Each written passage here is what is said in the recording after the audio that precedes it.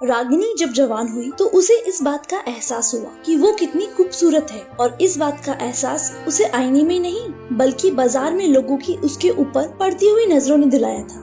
रागिनी एक बहुत बड़े इलाके में रहती थी और वह जहाँ रहती थी उसके घर के आमने सामने बाजार लगती थी। जिसकी भी नजर उस पर पड़ती थी वह अपनी नजर उससे हटाना भूल जाता था। रागिनी का रंग गोरा था, उसके काले लंबे बाल और गुलाब की पंखुड़ी जैसे होठ थे। रागिनी एक बहुत ही खूबसूरत लड़की थी। जब इस खूबसूरती का एहसास रागिनी को होने लगा तो उसके मन में गुरूर आ गया था। वह जानबूझकर बाजार चली जाती और जब भी वह बाजार जाती मोहल्ले के लड़के उसे दूर दूर तक देखते ही रहते, जैसे मानो लड़कों की नजर उसके ऊपर से हटती ही नहीं थी। कई लड़के रागिनी का पीछा भी कर चुके थे, लेकिन वे सबके बीच बाजार में कई लड़कों की बेइज्जती भी कर चुकी थी। बाजार में जब भी रागिनी जाती तो वह लड़के चुपचाप रहते। असल में वह लड़के रागिनी के लायक ही नहीं थे। रागिनी हमेशा यही सोचती थी कि मैं जितनी खूबसूरत हूँ उसी तरह मेरा होने वाला पति भी खूबसूरत हो, इसीलिए वह मोहल्ले के लड़कों को भाव नहीं देती थी। रागिनी अपने घर का राशन और सामान हमेशा अपनी सहेली के साथ विजय के जनरल स्टोर पर ही लेने जाती थी। रागिनी को विजय अच्छा लगता था। रागिनी को कुछ भी लेना रहता तो विजय के जनरल स्टोर से ले आती थी। वह उसकी मेकअप का सामान और ज्वेलरी उसे आधे दाम पर दे दिया करता था। रागिनी और उसकी सहेली विजय से बहुत खुश होती थी।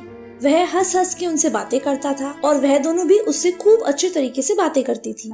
एक दिन की बात है, रागिनी अपनी सहेली के साथ विजय की दुकान पर गई। उसे सामान लेने के बाद जब रागिनी पैसे देने लगी तो विजय उसे हंस हंस कर देखने लगा, पर ना जाने क्यों रागिनी भी उसे देखकर हंसने लगी। विजय ने उस सामान के पैसे लेने से इनकार कर दिया और उससे कहा, आज मेरी तरफ से यह सारी चीज तुम्हारे लिए गिफ्ट है। और जब रागिनी सामान लेकर घर आ रही थी तो उसके बैग में विजय ने एक पर्ची डाल दी, और जब रागिनी ने घर आकर सामान के बैग से पर्ची निकाली तो उसमें लिखा था, रागिनी तुम बहुत ही ज्यादा खूबसूरत हो। मैं पहली ही नजर में तुम्हें अपना दिल दे बैठा था, और सच तो यह है कि मैं तुमसे बहुत प्यार करने लगा हूँ। और उस पर्ची में नीचे उसने अपना मोबाइल नंबर भी लिखा था। पहले तो रागिनी घबरा गई, मगर रागिनी का दिल भी उसके लिए बेचैन हो रहा था और वो रात तक अपने आप को रोक नहीं सकी और उसने अपने मोबाइल से उस नंबर पर कॉल कर दी। रागिनी ने सोचा कि अगर वह कॉल करता है तो मैं उससे बात कर लूंगी। रागिनी के मिस कॉल करने के 2 मिनट बाद ही उधर से कॉल आने लगी। रागिनी का दिल जोर जोर से धड़कने लगा। रागिनी ने फोन उठाया और कुछ बोल नहीं रही थी। उधर से आवाज आई, हेलो कौन है, कुछ बोलो ना, मैं जान चुका हूँ कि तुम रागिनी हो। और इस तरह दोनों ने बात करना शुरू किया। विजय का घर रागिनी के घर की पीछे वाली गली में ही था। रागिनी और विजय की छत एक दूसरे की छत से मिली हुई थी। विजय ने रागिनी को कई बार छत पर भी देखा था। अब दोनों रोज रात को बातें करते।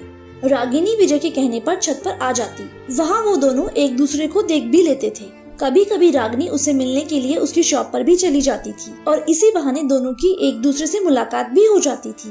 पहले तो वह दोनों दूर से ही एक दूसरे को देखते थे, हंसते थे, बातें करते थे, लेकिन अब धीरे धीरे उन दोनों की बेकरारी बढ़ती ही जा रही थी। और दोस्तों, कहते हैं ना, प्यार को छुपाया नहीं जा सकता। रागिनी के साथ भी कुछ ऐसा ही हुआ। एक दिन विजय ने रागिनी को जिद करके मोहल्ले के खाली पड़े मकान में बुलाया। रागिनी ने बहुत मना किया, पर उसने कहा कि तुम्हें क्या लगता है मैं तुम्हारे साथ कुछ गलत करूँगा? तुम्हें मेरे पर भरोसा नहीं है क्या? और वह नाराज होने लगा।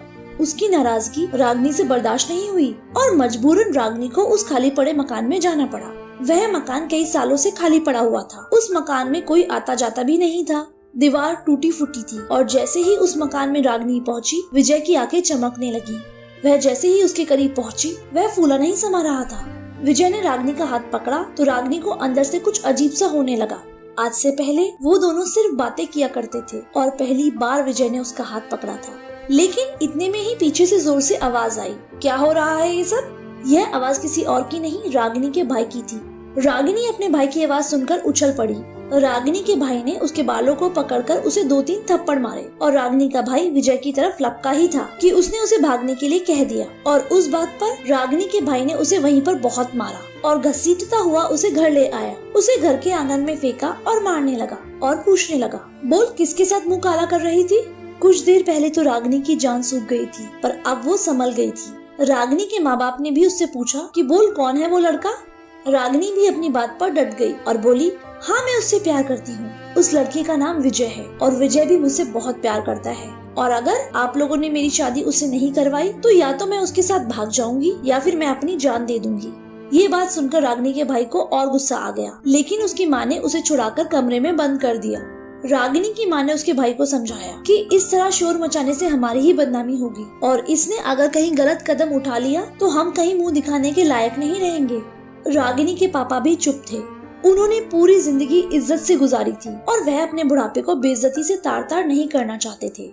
रागिनी एक शरीफ खानदान से थी, इसीलिए उसके घर वाले डर गए और इस नतीजे पर पहुँचे कि उन दोनों की शादी करा दी जाए। दूसरे दिन ही रागिनी के पापा ने विजय के घर का एड्रेस लिया और उसके पापा से जाकर बात की। जब विजय के पापा को सारी बातें पता चली तो वह बहुत परेशान हो गए और जब उन्होंने भी विजय से शादी के लिए पूछा तो वह भी शादी करने के लिए तैयार था। विजय ने अपने पापा से यह भी कहा कि अगर आपने मेरी शादी रागिनी से नहीं की तो हम दोनों घर से भागकर शादी कर लेंगे। अब बात दोनों घरों की इज्जत की थी। यह बात सुनते ही विजय के पापा भी राजी हो गए, लेकिन उनका कहना था कि लड़का लड़की अपनी मर्जी से शादी कर रहे हैं तो जितनी सादगी से ये शादी हो जाए उतना ही बेहतर होगा। वे नहीं चाहते थे कि ज्यादा धूम मचाकर शादी की जाए, क्योंकि अभी लड़के की उम्र सिर्फ 21 साल की थी जबकि रागिनी की उम्र 17 साल की थी। रागिनी के खानदान में यह था कि जब तक लड़की 18 साल की ना हो जाए लड़की की शादी नहीं की जाती थी। अब दोनों खानदानों में बात पक्की हो गई और 3 दिन बाद मंदिर में उन दोनों की शादी कर दी गई। रागिनी के पिताजी और उसका बड़ा भाई इस शादी से खुश नहीं थे, लेकिन रागिनी और विजय दिल ही दिल में बहुत खुश थे कि चलो जैसे भी सही हमारी शादी तो हो गई। अब रागिनी विजय के घर आ गई और विजय ने शादी की पहली ही रात उसे बता दिया कि तुम अब इस घर में आ तो गई हो पर तुम्हें बहुत संभल कर रहना होगा। विजय की माँ का 5 साल पहले ही निधन हो चुका था। विजय ने बताया कि मेरे पापा बहुत सख्त किस्म के आदमी हैं और हाँ, विजय के घर में उसके मामा का लड़का भी रहता है जो कि थोड़ा अजीब किस्म का इंसान है। विजय ने बताया कि उसके मामा के लड़के का नाम छोटू है। रागिनी ने विजय से कहा कि वह हमारे साथ क्यों रहेगा। तब विजय ने बताया कि जब वह पैदा हुआ तब उसकी माँ चल बसी और मामा जी इतना शराब पीते थे कि वो उसकी परवरिश नहीं कर सकते थे, जिस वजह से विजय की माँ ने छोटू को गोद ले लिया था। मेरी माँ तो इस दुनिया में नहीं रही पर छोटू इस घर में हमारे साथ ही रहता है। तुम ऐसा समझो कि ये तुम्हारा छोटा देवर है। अब शादी को ऐसे ही कई दिन बीत गए। विजय रागिनी से बहुत प्यार करता था। वह रागिनी को किसी भी चीज की कमी नहीं होने देता था। रागिनी को लगता था जैसे वो हवा में उड़ रही हो, जबकि वो अपने ससुर जी को एक आंख न भाती थी। अभी शादी को 3 ही महीने हुए थे कि विजय के पापा की दिल का दौरा पड़ने से मौत हो गई। विजय के पिताजी रेलवे के रिटायर्ड ऑफिसर थे और घर का सारा खर्चा वही चलाते थे, लेकिन उनके जाने के बाद घर की हालत बिगड़ने लगी। शादी के 4 महीने बाद एक राज यह भी खुला कि जो जनरल स्टोर रागिनी विजय का समझती थी वह उसका नहीं था, बल्कि वह तो वहाँ पर नौकरी करता था। और ससुर की मौत के बाद घर की हालत और बिगड़ने लगी। फिर विजय ने काम के सिलसिले में दूसरे शहर जाने का फैसला कर लिया। इस बात पर रागिनी बहुत उदास हुई। पर विजय ने उसको यकीन दिलाया कि बस 1-2 साल की बात है। जब वह थोड़े पैसे इकट्ठे कर लेगा तो वह उसे भी शहर बुला लेगा और रागिनी भी उसके पास चली जाएगी। मजबूरन रागिनी को विजय को दूसरे शहर भेजना पड़ा। एक दिन की बात है, रागिनी अपने कमरे में सोई हुई थी, लेकिन जब उसकी आँख खुली तो उसने देखा कि वो छोटू के कमरे में थी। छोटू की उम्र सिर्फ 18 साल थी। वैसे तो वह देखने में बिल्कुल ठीक लगता था, बात भी सही करता था, लेकिन कभी कभी कुछ उल्टा सीधा बोल दिया करता था, जिसकी वजह से सब उसे दिमाग से थोड़ा हल्का समझते थे। रागिनी अपने आप को छोटू के कमरे में पाकर बहुत परेशान हो जाती है और वह सोचती है कि ना जाने छोटू उसके बारे में क्या सोच रहा होगा कि रागिनी भाभी कितनी बेशरम है। रागिनी को कुछ समझ ही नहीं आ रहा था कि क्या हो रहा है। और जब सुबह रागिनी डरते डरते कमरे से बाहर गई तो छोटू बाहर आंगन में बैठा हुआ था। रागिनी ने कहा कि देवर जी मुझे माफ कीजिएगा, अनजाने में मैं आपके कमरे में आ गई। शायद मुझे नींद में चलने की आदत है, इसीलिए माफी चाहती हूँ। छोटू देखकर हंसने लगा और बोला, कोई बात नहीं भाभी, ऐसा कभी कभी हो जाता है। छोटू ने यह भी बताया कि भाभी जब आप कमरे में आई तब मैं उस कमरे में उस कमरे से तुरंत निकल गया। यह बात सुनकर रागिनी हैरान हो गई और उसे सच में नहीं मालूम था कि वह वहाँ पर कैसे पहुँची थी। इतना सब कुछ होने के बाद रागिनी अपने कमरे में चली जाती है और वह अपने पति विजय को याद करने लगती है। उसे आज विजय की बहुत याद आ रही थी। रागिनी कमरे में बैठकर दिन रात उसे याद करती है, उन लम्हों को याद करती है जो उसने विजय के साथ गुजारे थे। पर आज रागिनी का दिल बहुत उदास था। वह अपने पति को बहुत ज्यादा याद कर रही थी। रागिनी अपने पति विजय से फोन पर बात तो करती थी, पर उसका दिल नहीं भरता था। और एक दिन फिर वैसा ही हुआ। रागिनी उस रात अपने कमरे में सोई थी, लेकिन जब सुबह उसकी आँख खुली तो उसने देखा आज फिर वह छोटू के कमरे में थी। छोटू का कमरा रागिनी के कमरे के एकदम बगल में ही था। उस घर में टोटल 3 कमरे थे। 2 कमरे नीचे और 1 कमरा ऊपर वाले फ्लोर पर था। ऊपर वाला फ्लोर हमेशा खाली ही पड़ा रहता था और जब आज रागिनी की आँख खुली तो आज भी छोटू कमरे में नहीं था। अब ऐसे ही 2 से 3 हफ्ता बीत गए और इन बीते हुए दिनों में रागिनी ने कई बार गौर किया कि वह रात को अपने कमरे में सोती थी पर सुबह छोटू के कमरे में होती थी। रागिनी बड़ी परेशान रहने लगी, ऐसा उसके साथ कैसे हो रहा है और ऐसा होने के बाद छोटू अब उससे बहुत अच्छे से पेश आ रहा था, या फिर यह कह सकते हैं कि छोटू अब रागिनी का बहुत ज्यादा ख्याल रख रहा था। छोटू जब भी बाजार जाता तो रागिनी के लिए फूल और कुछ खाने का सामान लेकर आता और उससे कहता, ये लो भाभी, मैं तुम्हारे लिए लाया हूँ। रागिनी ने उन फूलों को अपने कमरे में सजाया और विजय से फोन करके यह भी बताया कि आपके जाने के बाद छोटू उसका बहुत ख्याल रखता है। जब विजय यह बात सुनता है तब वह भी बहुत खुश होता है कि चलो रागिनी का ख्याल रखने वाला कोई तो है। और शायद छोटू के दिल में भी यह बात आ गई कि रागिनी भाभी अकेली है और उसका कोई ख्याल रखने वाला नहीं है, इसीलिए वह उसका ख्याल रखता था। आखिर रागिनी रिश्ते में छोटू की भाभी भी तो लगती थी, लेकिन एक दिन तो हद हो गई जब छोटू ने रागिनी से कहा कि चलो फिल्म देखते हैं। रागिनी हैरान हो गई कि भला कौन सा देवर अपनी भाभी के साथ अकेले फिल्म देखने जाता है। और फिर रागिनी ने छोटू से कहा, छोटू मुझे पिक्चर देखने का शौक नहीं है। अभी यह बातें रागिनी के मुंह से निकली ही थी कि छोटू का चेहरा बदल गया और वह गुस्से में रागिनी से अजीब अजीब बातें कहने लगा। थोड़ी देर के लिए तो रागिनी को थोड़ा अजीब लगा, लेकिन अब रागिनी को भी छोटू की अजीब अजीब बातें सुनने की आदत पड़ चुकी थी। अब ऐसे ही वक्त बीतता गया और उसके साथ अक्सर ऐसा ही होता। रागिनी रात को सोती अपने कमरे में और सुबह छोटू के कमरे में होती थी। रागिनी जब कमरे से बाहर आती तो छोटू उसे देखकर हंसता और तालियां बजाता। एक दिन की बात है, रागिनी की तबीयत खराब होने लगी। उसे चक्कर और उल्टी आने लगी और वह बेहोश हो गई। जब उसकी आँख खुली तो उसने देखा कि मोहल्ले की एक लड़की उसके बगल में खड़ी हुई है।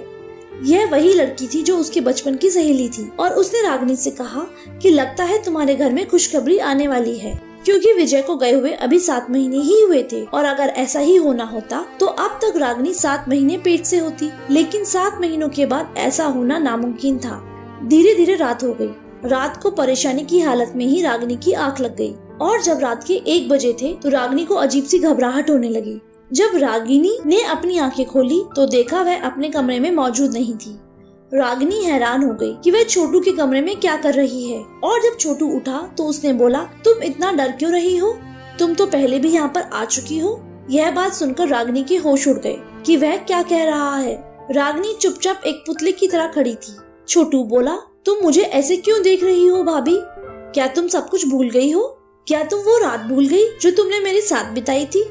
रागिनी हैरान हो गई और अपने आप से पूछने लगी, ऐसा कब हुआ? मैं तो कभी आपके कमरे में आई ही नहीं। यह कहकर रागिनी वहाँ से भागी और घर के आंगन में गिर पड़ी और बेहोश हो गई। जब रागिनी को होश आया तब वह अस्पताल में थी। रागिनी इस बात पर भी हैरान थी कि वहाँ पर विजय भी मौजूद था। रागिनी ने सोचा शायद विजय उसको सरप्राइज देने के लिए आया होगा। विजय को गए हुए 1 साल हो चुका था। विजय को अपने पास देखकर रागिनी फूट फूट कर रोने लगी कि तभी वहाँ पर लेडी डॉक्टर अंदर आई और विजय को देखकर हंसी और बोली, बधाई हो, आपकी पत्नी माँ बनने वाली है। डॉक्टर ने कहा यह बच्चा 2 महीने का है। यह बात सुनकर विजय के पैरों तले जमीन खिसक गई, क्योंकि ऐसा मुमकिन ही नहीं था। विजय 1 साल से शहर में था। वहीं बगल में रागिनी की सहेली भी खड़ी हुई थी और इस बात को सुनकर वह अपनी सहेली पर यकीन नहीं कर पा रही थी कि रागिनी ऐसी हरकत कैसे कर सकती है। विजय 1 साल बाद आया था। उसका चेहरा गुस्से से लाल हो गया और वह रागिनी को अस्पताल में छोड़कर वहाँ से चला गया। जब रागिनी की सहेली रागिनी को अस्पताल से घर लेकर पहुँची तो वहाँ पर देखा कि मोहल्ले के तमाम लोग घर पर इकट्ठा हो चुके थे। सभी लोग रागिनी के कैरेक्टर पर सवाल उठा रहे थे और आप तो जानते ही हैं कि जब छोटे गांव में ऐसा काम होता है तब वहाँ के सारे लोग सिर्फ उसी बात पर चर्चा करने लगते हैं। ऐसा ही रागिनी के साथ भी हो रहा था। सब लोग रागिनी को ही गलत मान रहे थे। रागिनी के घर के सामने ही एक बूढ़ी औरत रहती थी। गाँव में अगर कोई भी घटना हो जाती थी तो वह औरत ही फैसला सुनाती थी। आज वह औरत भी रागिनी के घर में मौजूद थी। रागिनी के ऊपर सभी लोग उंगली उठा रहे थे और रागिनी भी समझ चुकी थी कि शायद गलती उसकी ही है। इससे पहले विजय उसको घर से धक्के मारकर भगाता, वह खुद ही अपना सामान पैक कर रही थी कि तभी उस बूढ़ी औरत ने उसे रोका और कहा, इधर आओ। उन्होंने विजय से बताया कि रागिनी की कोई गलती नहीं है, रागिनी को तो नींद में चलने की आदत है और यह जो तुमने घर में एक हैवान पाल रखा है, यह सारी करतूत उसी की है। वह हैवान कोई और नहीं बल्कि वह छोटू था, जो कि विजय के मामा का लड़का था। और उस बूढ़ी औरत का घर रागिनी के घर के सामने होने की वजह से उसने कई बार यह गौर किया था कि रागिनी को नींद में चलने की आदत है। दोस्तों, वो कहते हैं ना कि अगर हम गलत ना हो तो ऊपर वाला भी हमारा साथ देता है। और आज वह बूढ़ी औरत पूरे समाज में रागिनी की ढाल बनकर खड़ी थी। उन्होंने बताया, यह जो तुम लोगों ने घर में एक छोटू को पाला है, यह बहुत ही हैवान किस्म का आदमी है। जब तुम्हारी पत्नी नींद में चलती थी तब यह उसकी बीमारी का गलत फायदा उठाता था और इसी ने तुम्हारी बीवी के साथ गलत किया है। क्यों ना करता, यह तुम्हारा अपना थोड़ी ही है, बल्कि इसने पहले भी गांव की कई लड़कियों को परेशान किया है, पर वह लड़कियां इसके जाल में नहीं फंसी। और आज यह सीधी सादी रागिनी अपनी एक छोटी सी बीमारी के कारण इसके जाल में फंस गई। उस बूढ़ी औरत ने यह भी कहा कि मैं मानती हूँ रागिनी को नींद में चलने की आदत है, पर इस छोटू को तो नहीं। इसने अपने पूरे होश में इस काम को अंजाम दिया है। यह बात सुनते ही सबकी नजरें छोटू पर टिकी हुई थी। छोटू का मुंह गुस्से और शर्म से लाल पीला होने लगा। वो सर झुकाए वहीं खड़ा था, क्योंकि उसकी हकीकत बुरी तरह सबके सामने आ चुकी थी और उस बूढ़ी औरत की बात पर हर कोई यकीन करता था। जब इतनी बात हो गई तो छोटू भी चिल्लाकर बोलने लगा, हाँ, मैं ही इस बच्चे का बाप हूँ और वह खुद नींद में चलकर मेरे पास आती थी। मैं उसके पास नहीं जाता था। छोटू ने अपनी बात बोली ही थी कि विजय को गुस्सा आ गया और वह उसे मारने के लिए आगे बढ़ा ही था कि मोहल्ले के 2-4 नौजवानों ने उसे वहीं पर रोक दिया। अगर कोई आज विजय को नहीं पकड़ता तो पता नहीं गुस्से में अभी छोटू के साथ वह क्या कर जाता। विजय ने अपने गुस्से को काबू किया और वहीं किनारे पर बैठ गया। कुछ देर बाद वहाँ पर पुलिस आई और छोटू को गिरफ्तार कर ले गई। अब ऐसे ही 9 महीने बीत गए। 9 महीने के बाद रागिनी को जो लड़का हुआ वह मरा हुआ पैदा हुआ। शायद ऊपर वाला भी नहीं चाहता था कि दुनिया वालों के सामने रागिनी की बेइज्जती हो। तो दोस्तों, आजकल के जमाने में किसी पर भी भरोसा नहीं करना चाहिए। धन्यवाद दोस्तों।